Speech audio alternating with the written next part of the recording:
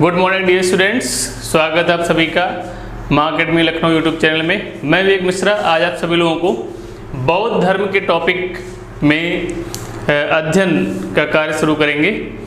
और जितने भी एग्ज़ाम हैं सभी कॉम्पिटिटिव एग्ज़ाम में ये बहुत ही इम्पॉर्टेंट टॉपिक है, इसको ध्यान से सभी लोग पढ़ने का प्रयास करिएगा। एक फैक्ट से क्वेश्चन बनता है, कुछ कंसेप्ट की बातें भी हैं, फैक्ट की बातें भी हैं, सबको मिलाकर आप लोग पढ़ने का प्रयास करिएगा। सबसे पहले आते हैं कि बौद्ध धर्म की क्या ज़रूरत पड़ी, और साथ में जैन धर्म भी है जो अगले पड़ाव में आप लोगों को मिलेगा। तो बौद्ध धर्म में सबसे पहले जानें कि बौद्ध धर्म एक अनीश्वरवादी धर्म है। पहला क्वेश्चन यही से बनता है कि बौद्ध धर्म कैसा धर्म है। एक अनीश्वरवादी धर्म है जिसने ईश्वर में विश्वास नहीं किया, ईश्वर में विश्वास नहीं किया और आत्मा पर भी विश्वास नहीं करता है, हालांकि जब दर्शन के लिहाज से पढ़ा जाता है इस धर्म को तब इसकी कुछ रूपरेखा अलग मिलती है, अलग सिस्टम मिलता है। जब भारतीय दर्शन को पढ़ा जाता है इसको जोड़ के तो ये देखा जाता है कि महात्मा बुद्ध आत्मा के विषय पर कभी भी बोलते हुए नजर नहीं आए, बल्कि मौन रहे, तो वहाँ पर थोड़ा सा सिस्टम चेंज आता है। बौद्ध धर्म से किस प्रकार के क्वेश्चन बनते हैं और बौद्ध और जैन धर्म क्यों आए, ये हमने आप लोगों को पिछले क्लास में बताया था, लेकिन एक बार फिर से बता देते हैं क्योंकि उत्तर वैदिक काल में जो भी भारतीय क्षेत्रों में, उपमहाद्वीप के क्षेत्रों में या उत्तरी भारतीय क्षेत्रों में जो धर्म को लेकर विसंगतियाँ आई थी, जो धर्म को लेकर पाखंड और रूढ़िवादिता आई थी, उसके विरोध में जैन और बौद्ध धर्म हमें दिखाई पड़ते हैं। विरोध का मतलब है कि अनेक व्यवस्थाओं को सुधार करने के क्षेत्र में। तो बौद्ध धर्म के संस्थापक एक एक फैक्ट को देखते जाते हैं। संस्थापक हैं इसके महात्मा बुद्ध है। महात्मा बुद्ध के बचपन का नाम आप लोगों से क्वेश्चन पूछता है कि महात्मा बुद्ध, और यहाँ पर हम लोग टेंशन में पड़ जाते हैं, गलती करते हैं। तो बचपन का नाम जो था, बचपन का नाम महावीर स्वामी के देखेंगे तो महावीर स्वामी के बचपन का नाम वर्धमान था, और यहाँ इनके बचपन का नाम देखेंगे तो सिद्धार्थ था। बचपन का नाम सिद्धार्थ। यहाँ से भी क्वेश्चन बनता है बार बार, इसको क्लियर करने का प्रयास करेंगे।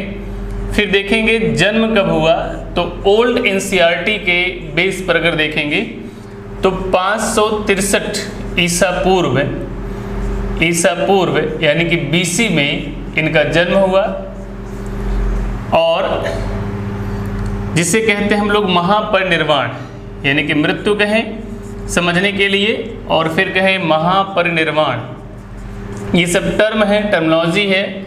महापरिनिर्वाण तो ज़्यादा उचित होगा, निर्वाण का कंसेप्ट यहाँ इसमें चलता है। तो ये है 483 ईसा पूर्व, 483 ईसा पूर्व। जन्म स्थान देखेंगे तो जन्म स्थान कहाँ पर है, जन्म स्थान है कपिलवस्तु, और कपिलवस्तु में लुम्बिनी नामक स्थान, लुम्बिनी जो उत्तर प्रदेश के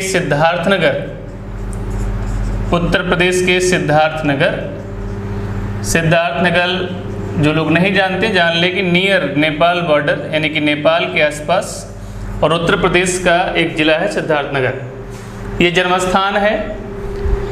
ये सभी महत्वपूर्ण घटनाएं हैं। माता का नाम आप लोगों से पूछा जाता है, पिता का नाम पूछा जाता है, पत्नी का नाम पूछा जाता है और पुत्र का नाम भी पूछा जाता है।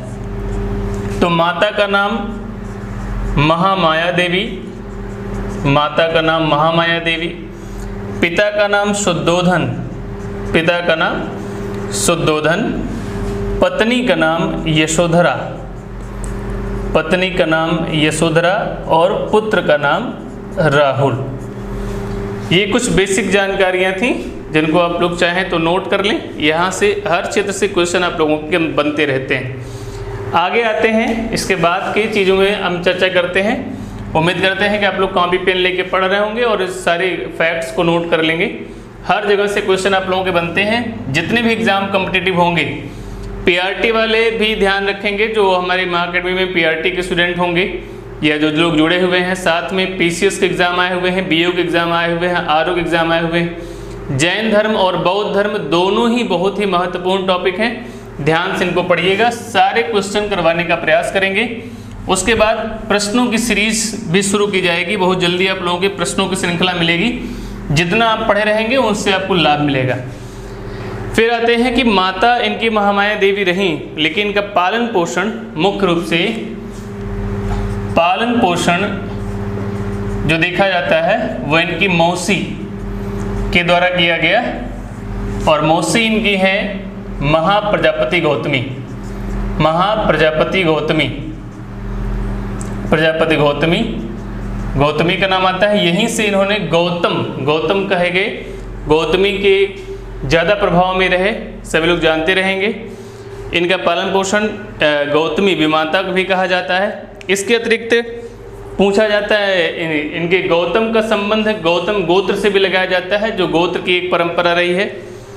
आगे आते हम लोग देखते हैं कि गृह त्याग की घटना वगैरह के बारे में भी क्वेश्चन बनता है, उन सबको हम पढ़ेंगे। इनके गुरु का नाम पूछा जाता है, तो इनके ध्यान के गुरु रहे जिन्होंने ध्यान की शिक्षा दी, उसमें आता है आलार कलाम का नाम आता है, आलार कलाम का नाम आता है। यहाँ से क्वेश्चन पूछा जा चुका है, इसे भी जानते रहिएगा। प्रथम उपदेश की बात आती है, प्रथम उपदेश इन्होंने कहाँ पर दिया था, तो ये भी जानते रहेंगे आप लोग। सारनाथ के दो अन्य स्थान भी हमने बताए थे, जो अगल बगल नाम है, उरुवेला और प्राचीन नाम ऋषिपत्तनम। इसके अतिरिक्त एक और नाम प्राप्त होता है जिसे मृगदाव के रूप में जाना जाता है, ये सब जानते रहिएगा। सर्वाधिक उपदेश कहाँ पर दिए, ये भी जानते रहिएगा। सर्वाधिक उपदेश इन्होंने दिया था श्रावस्ती में सर्वाधिक उपदेश दिया था। यह भी क्वेश्चन बार बार पूछा गया है, हर एंगल से क्वेश्चन बनते हैं। महात्मा बुद्ध और महावीर स्वामी से हर एंगल से क्वेश्चन बनते हैं। दूसरी बात समझिएगा कि अनीश्वरवादी का अर्थ क्या है। अनीश्वरवादी से बहुत से लोग नहीं समझ पा रहे होंगे, यानी कि ईश्वर में विश्वास नहीं रखने वाला, और दोनों ही धर्म, चाहे बौद्ध धर्म हो चाहे जैन धर्म हो, दोनों ही अनीश्वरवादी धर्म हैं। अब दोनों में डिफरेंस क्या है यहीं पर जान लेंगे। बौद्ध धर्म आत्मा को नहीं मानता, बौद्ध धर्म पुनर्जन्म को मानता है। बौद्ध धर्म में पुनर्जन्म की मान्यता है, पुनर्जन्म की मान्यता है। इसको ध्यान से जब समझते रहिएगा, बौद्ध धर्म में पुनर्जन्म की मान्यता है, आत्मा की मान्यता नहीं है। जबकि जैन धर्म से तुलना करें तो जैन धर्म में आत्मा और पुनर्जन्म, आत्मा एवं पुनर्जन्म दोनों को ही नहीं माना जाता है, दोनों की मान्यताएं नहीं हैं, दोनों की मान्यताएं नहीं हैं। ठीक, इतनी बेसिक चीज़ें आप लोगों से पूछी जाती हैं। इसके अतिरिक्त हम लोगों से जो प्रश्न पूछा जाता है, आप सभी को नोट करते रहिएगा, जिससे आप लोगों का एक बेहतर टॉपिक कंप्लीट हो जाए और सब कुछ समझ में आ जाए। इसके अतिरिक्त आप लोग देखेंगे महात्मा बुद्ध के जीवन की प्रत्येक घटना किसी न किसी विशेष चिन्ह से दिखाई जाती है, किसी न किसी विशेष प्रतीक के माध्यम से दिखाई जाती है। जैसे जन्म की घटना को कमल के रूप में दिखाते हैं, या गर्भ की घटना को, गर्भ धारण की घटना, कम से कम 9 घटनाएं ऐसी हैं जो क्वेश्चन बनती है आप लोगों की। गर्भ की घटना को हाथी से दिखाते हैं, इसके बाद जन्म की घटना को कमल से दिखाते हैं, गृह त्याग की घटना को घोड़े के प्रतीक के रूप में दिखाते हैं, घोड़ा प्रतीक के रूप में दिखाते हैं। युवावस्था की घटना को, युवावस्था को साण के रूप में दिखाते हैं, युवावस्था को साण के रूप में दिखाने का प्रयास किया गया है। इसके अतिरिक्त ज्ञान प्राप्ति की घटना को, जिसे संबोध भी कहा गया है, बोध वृक्ष के रूप में दिखाया गया है। ज्ञान प्राप्ति की घटना को पीपल, जिसे बोध वृक्ष भी कहा जाता है, जो बोध गया बिहार में है। और ज्ञान प्राप्ति की घटना को इसे दिखाते हैं। ज्ञान प्राप्ति की घटना को संबोधि नाम से, जैसे गृह त्याग की घटना को महाविनिष्क्रमण के नाम से बताया जाता है। महाविनिष्क्रमण यानी कि महान त्याग दिखाया जाता है बौद्ध साहित्यों में। उसी प्रकार से ज्ञान प्राप्ति की घटना को पीपल वृक्ष के द्वारा यानी कि बोध वृक्ष के द्वारा दिखाया जाता है और संबोधि नाम दिया जाता है। इसके अतिरिक्त कुछ अन्य हैं, जैसे समृद्धि को शेर से दिखाया जाता है और प्रथम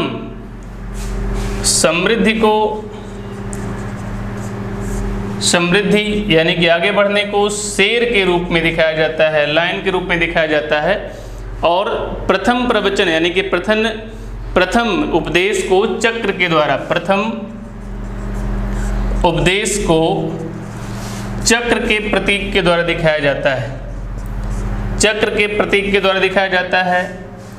निर्वाण की घटना यानी कि ज्ञान प्राप्ति के रूप में ही है, लेकिन एक निर्वाण टर्मिनोलॉजी है, इसको भी हम समझाएंगे। इसे हम स्तूप के नाम से दिखाते हैं, स्तूप के चिन्ह से दिखाने का प्रयास करते हैं, या पद चिन्ह है, बल्कि महापरिनिर्वाण को जोड़ लेंगे, महापरिनिर्वाण को स्तूप के रूप में और निर्वाण को पद चिन्हों के रूप में दिखाने का प्रयास किया जाता है। इतने प्रश्न आप लोगों के इनके जीवन के प्रतीक के रूप में बनते हैं, जीवन के प्रतीक के रूप में बनते हैं। तो महात्मा बुद्ध संबंधित ये महत्वपूर्ण घटनाएं हैं, महत्वपूर्ण कार्य हैं जहाँ से क्वेश्चन बनते हैं। और प्रथम उपदेश की जो घटना है उसे कहा जाता है धर्म चक्र प्रवर्तन। देखिए यहीं से लिया गया है सिंबल, इसी प्रकार नाम भी दिया गया है, धर्म चक्र प्रवर्तन। इस तरह से जब आप किसी धर्म या किसी टॉपिक को पढ़ने का प्रयास करेंगे तो वहाँ से आपकी होने वाली गलतियाँ जो है वो समाप्त हो जाएंगी और कोई टेंशन नहीं रहेगा। इनके जो प्रिय शिष्य थे उसमें आनंद और उपाली दो लोगों का नाम आता है। प्रिय शिष्यों में देखेंगे तो आनंद और उपाली का नाम आता है, तो इसको नोट कर लेंगे। ऐसे बताते हैं आनंद और उपाली इनके प्रिय शिष्य थे, जिसमें सबसे अधिक महत्व आनंद को दिया गया है। आनंद का जो मुख्य कार्य देखा जाता है जैन बौद्ध धर्म में, तो बौद्ध धर्म में आनंद का मुख्य कार्य है स्त्रियों को अधिकार पूर्वक बौद्ध धर्म में शामिल करना। जैसे कि आप सभी लोगों को पता होगा कि शुरुआती बौद्ध धर्म में स्त्रियों को शामिल नहीं किया गया था। चलिए अब क्या क्या आप लोगों से क्वेश्चन बनता है। सबसे पहले इनके जीवन में 4 दृश्य जिनकी चर्चा पहले कर ली गई है, एक बार पुनः बता देते हैं आप लोगों को। तो एक वृद्ध पुरुष, एक मृत शरीर, एक रोगी व्यक्ति और एक सन्यासी। यहाँ से बार बार क्वेश्चन बनता है। 29 वर्ष की अवस्था में गृह त्याग किया था, 29 वर्ष की अवस्था में गृह त्याग किया था, 49 दिनों तक तपस्या किया था, 49 दिनों तक तपस्या किया था। ऐसा भी क्वेश्चन बनता है। इसके अतिरिक्त जो बौद्ध धर्म का मुख्य दर्शन है, मुख्य दर्शन को किन किन नामों से जाना जाता है, ये बड़ा ही इंपॉर्टेंट क्वेश्चन है, इसको ध्यान से आप लोग नोट कर लीजिएगा। मुख्य दर्शन को क्षणभंगवाद, प्रतीत्य समुत्पाद या कार्य कारणवाद के नाम से बताया जाता है। इतने महत्वपूर्ण बिंदु हैं। और जो इन्हें ज्ञान की प्राप्ति हुई थी, 29 वर्ष में गृह त्याग किया था, प्लस 6 वर्ष तक ये ज्ञान के लिए भ्रमण करते रहे, ज्ञान के लिए भ्रमणशील रहे, और इस भ्रमणशील अवस्था में जो इन्हें ज्ञान की प्राप्ति हुई, व्यवहारिक ज्ञान की प्राप्ति हुई जीवन में, तो 35 वर्ष यानी कि 35वें जीवन के 35वें वर्ष में इन्हें ज्ञान की प्राप्ति हुई। और जो एक प्रमुख कहानी आप लोग सुनते हैं, डाकू अंगुलीमाल की कहानी, जिसको इन्होंने बौद्ध धर्म की दीक्षा दी थी, अंगुलीमाल की कहानी, तो वह भी श्रावस्ती से संबंधित है। श्रावस्ती में उसे उपदेश दिया था, दीक्षा दिया था डाकू को, और उसे दीक्षा देकर बौद्ध धर्म में शामिल किया था। ये यहाँ से जानकारियाँ हैं जो आप लोगों से क्वेश्चन में पूछी जाती हैं। चलिए, इसके अतिरिक्त हम लोग आते हैं तो बौद्ध धर्म के और कौन कौन से क्वेश्चन बनते हैं, उन सभी पर आ जाते हैं। सबसे पहला क्वेश्चन जो बनता है वह बौद्ध धर्म बनता है। क्या क्या कहा इससे? बौद्ध धर्म का जो मुख्य स्लोगन है वह है बुद्धम शरणम गच्छामि, बुद्धम शरणम गच्छामि, बुद्धम शरणम गच्छामि, धम्मम शरणम गच्छामि, शरणम गच्छामि। यहाँ से कुछ आप लोगों को मिलेगा, बुद्धम शरणम गच्छामि, धम्मम शरणम गच्छामि, संघम शरणम गच्छामि, संघम शरणम गच्छामि। इनसे हमें क्या प्राप्त होता है? ये जिनको 3 बिंदु याद रहते हैं, ये बौद्ध धर्म के त्रिरत्न के रूप में दिखाई पड़ते हैं। बौद्ध धर्म के त्रिरत्न के रूप में दिखाई पड़ते हैं, जिन्हें बुद्ध, धम्म और संघ के रूप में, बुद्ध, धम्म और संघ के रूप में जाना जाता है। तो यहाँ से भी क्वेश्चन आप लोगों के बनते हैं। आगे आते हैं और आगे बढ़ते हुए देखेंगे सबसे महत्वपूर्ण इन सभी बिंदुओं के बाद बौद्ध धर्म में 4 आर्य सत्यों पर, 4 आर्य सत्य विशेष महत्व के हैं। 4 आर्य सत्य विशेष महत्व के हैं। कौन कौन से हैं? तो दुख है, दुख का कारण है, दुख का कारण है, दुख का निवारण है, दुख का निवारण है, और दुख निरोधगामिनी प्रतिपदा, दुख निरोधगामिनी प्रतिपदा, दुख निरोधगामिनी प्रतिपदा, जिसे दुख निवारण के उपाय के रूप में भी बताया जाता है। यह दुख समुद्भव के रूप में दिखाई पड़ता है, दुख निवारण के उपाय, निवारण के उपाय। और इनको डिटेल में हमने पिछली वीडियो में हल्का फुल्का समझा दिया है। इनका मानना था कि मनुष्य के जीवन में, यानी कि सभी प्राणियों के जीवन में, समझें, सभी प्राणियों के जीवन में दुख अवश्यंभावी है, लेकिन दुख के कारण को भी चिन्हित कर सकते हैं और दुखों को समाप्त भी कर सकते हैं। और दुखों को समाप्त करने के लिए जो इन्होंने विद्या बताई, जो इन्होंने तरीके बताए, तो दुख को समाप्त करने के लिए अष्टांगिक मार्गों का पालन सबसे महत्वपूर्ण माना गया है। अष्टांगिक मार्ग, महात्मा बुद्ध ने अष्टांगिक मार्ग, जिसे हमने बताया था कि मध्यम निकाय में अष्टांगिक मार्ग को कल्याण मित्र भी बताया गया है, कल्याण मित्र। तो 8 मार्ग कौन कौन से थे, इन पे हम चर्चा कर लेते हैं, देख लेते हैं कौन कौन से। सबसे पहले हमारा है सम्यक दृष्टि, सम्यक दृष्टि यानी कि राइट विजन, सम्यक वाणी यानी कि राइट स्पीच, इसके अतिरिक्त सम्यक कर्म, कहीं कहीं सम्यक कर्मांत मिल सकता है आप लोगों को, सम्यक कर्म भी दिखाई पड़ता है, सम्यक आजीविका, सम्यक व्यायाम, सम्यक आजीविका, आजीविका को इंग्लिश में लाइवलीहुड कहा जाता है, सम्यक आजीविका। फिर देखेंगे सम्यक व्यायाम, राइट एक्सरसाइज, सब में अगर इंग्लिश में जाना चाहेंगे तो right vision, right speech, right work, right livelihood, right exercise, सम्यक संकल्प यानी कि सम्यक संकल्प, डिटर्मिनेशन की बात करता है, सम्यक संकल्प, सम्यक स्मृति यानी कि मेमोरी की बात करता है, और सम्यक समाधि। सम्यक समाधि व्यवहारिक रूप से अगर देखें तो जो 8 मार्ग महात्मा बुद्ध ने बताए दुख निवारण के उपाय के रूप में, यही 8 मार्ग जिन्हें कल्याण मित्र कहा गया है, कल्याण करने वाले हैं, यही हमारे 8 मार्ग हैं। इन्हीं का अनुसरण करके हम जीवन से दुखों को दूर हो सकते हैं, दुखों से बच सकते हैं और दुख समाप्त हो सकता है। तो दुख समाप्त करने के यही उपाय हैं। तो यह भी मुख्य दर्शन में शामिल है कि हमें महात्मा बुद्ध के द्वारा दिए गए जो उपदेश हैं, उन उपदेशों में जो जिस्ट है, जो सार है, जो मेजर एलिमेंट है, वो क्या है? तो वो है अष्टांगिक मार्ग या कल्याण मित्र।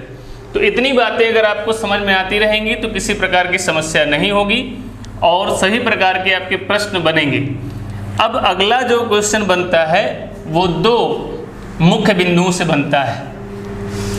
पहला प्रश्न बनता है हम लोगों का कि इनके जीवन काल में कौन कौन से धार्मिक ग्रंथ या धार्मिक पुस्तक लिखी गई जो बौद्ध धर्म से संबंधित थीं और किस भाषा में इन्होंने उपदेश देने का प्रयास किया। तो जानिए कि बौद्ध काल में पाली भाषा में सर्वाधिक उपदेश दिए गए। कौन सी भाषा में? पाली भाषा में।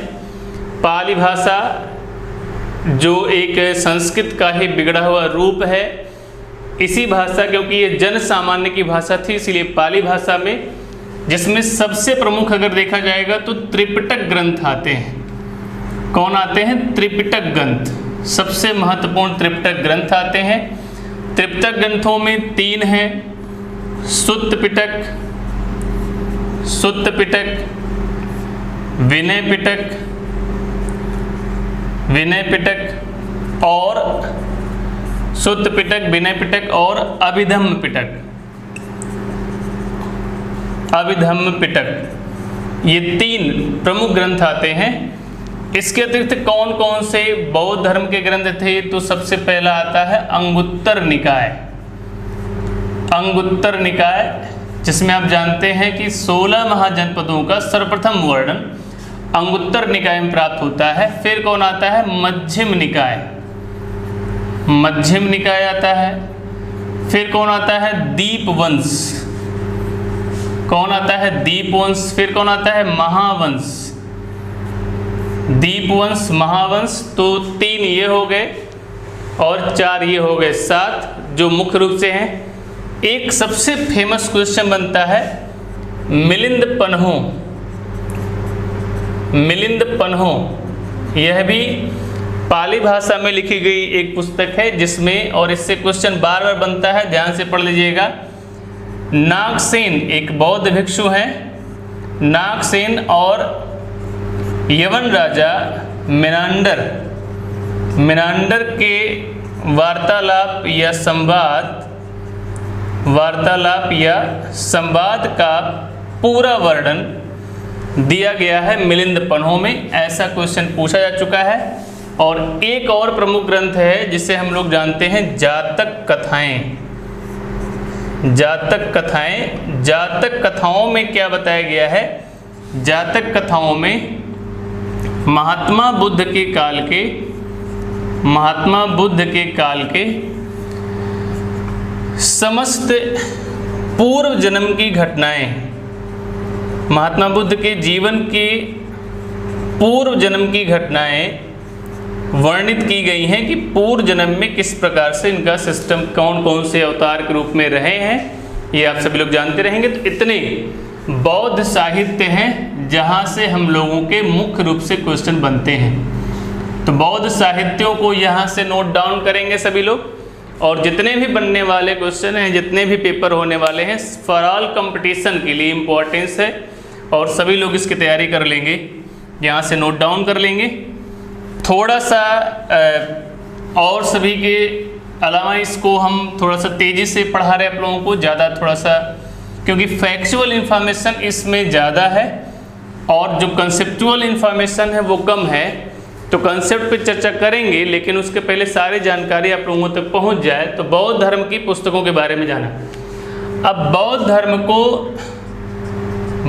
धर्म को आगे बढ़ाने के लिए या समृद्धि के लिए बौद्ध सभाओं या बौद्ध संगीतियों का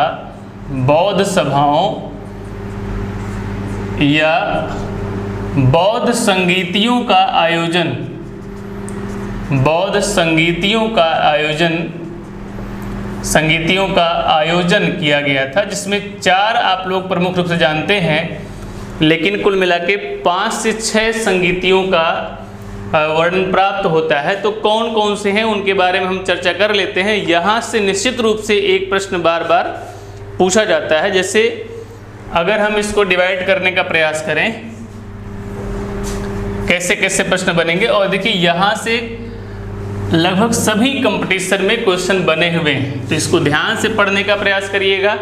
जैसे अगर हम यहाँ पे first, second, third, fourth and fifth, 5वां भी ले लेते हैं। अगर ये हम 5 लेकर चलते हैं तो पहली बौद्ध संगीति कब हुई थी, इसको याद करने के लिए सबसे बेहतर है तो जानेंगे। अगर एक शत कंसेप्ट बना चाहते हैं तो 483 ईसा पूर्व, यहाँ से पढ़िए, तत्काल 100 वर्ष का अंतर करिए। देखिए 483 ईसा पूर्व महात्मा बुद्ध का महापरिनिर्वाण हुआ था। 483 के बाद दूसरी बौद्ध संगीत 383 ईसा पूर्व में करेंगे, 100 वर्ष के अंतर पर। फिर तीसरा जो होगा इसे आप 251 ईसा पूर्व के आसपास ले जाएंगे, और अगला जो चौथा बौद्ध संगीत है इसको आप लोग प्रथम शताब्दी ईस्वी में करेंगे। प्रथम शताब्दी या प्रथम सदी में कर सकते हैं, फर्स्ट सेंचुरी में कर सकते हैं। और 5वां जो हर्षवर्धन के कार्यकाल में हुआ था तो 7वीं शताब्दी ईस्वी में करेंगे, 7वीं शताब्दी ईस्वी में करेंगे। अब ये हो गया समय के बाद 2 तरह से क्वेश्चन बनते हैं। एक बनता है कि अध्यक्ष कौन था, और एक बनता है संरक्षक। संरक्षक का मतलब है कि राजा कौन था। ये 2 तरह से, और सबसे महत्वपूर्ण होता है कि कौन से कार्य हुए थे। यहीं से आप लोगों के क्वेश्चन बनते हैं। तो सबसे पहले हम लोग अध्यक्ष की चर्चा कर लेते हैं, और एक और टॉपिक बच जाता है स्थान, कहाँ कहाँ पर हुआ था। इतने स्थानों से क्वेश्चन आप लोगों के बनते हैं, ये मुख्य बिंदु हैं। पहले अध्यक्षों को लेते हैं, तो पहले में अध्यक्ष थे महाकश्यप।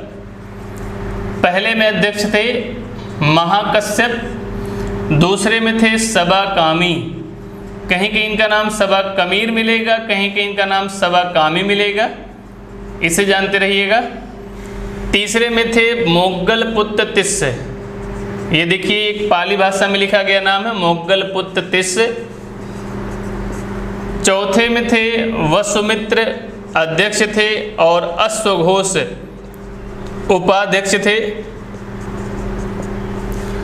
और 5वें संगीत में हुएनसांग अध्यक्ष थे। आप जानते हैं कि यह एक विदेशी यात्री था, चाइनीज हुएनसांग अध्यक्ष थे। राजाओं के बारे में पूछा जाता है तो अजातशत्रु, कालाशोक, अशोक, सभी लोग जानते हैं। अजातशत्रु हर्यंक वंश, यानी कि इनका भी संरक्षण प्राप्त था। कालाशोक जो सुंग वंश में दिखाई पड़ते हैं। मोगलपुत्र से यहाँ पर अशोक का कार्यकाल दिखाई पड़ता है। अशोक के बाद कनिष्क का कार्यकाल दिखाई पड़ता है। और यहाँ पर 5वां जो बौद्ध संगीत हुआ था इसमें हर्षवर्धन का कार्यकाल दिखाई पड़ता है। इतने क्वेश्चन आप लोगों से बनते हैं। अब कार्यों से बनता है क्वेश्चन और स्थानों से क्वेश्चन बनता है, तो पहले स्थानों को देख लेते हैं। सबसे पहला स्थान देखेंगे तो सप्तपर्णी गुफा। सप्तपर्णी गुफा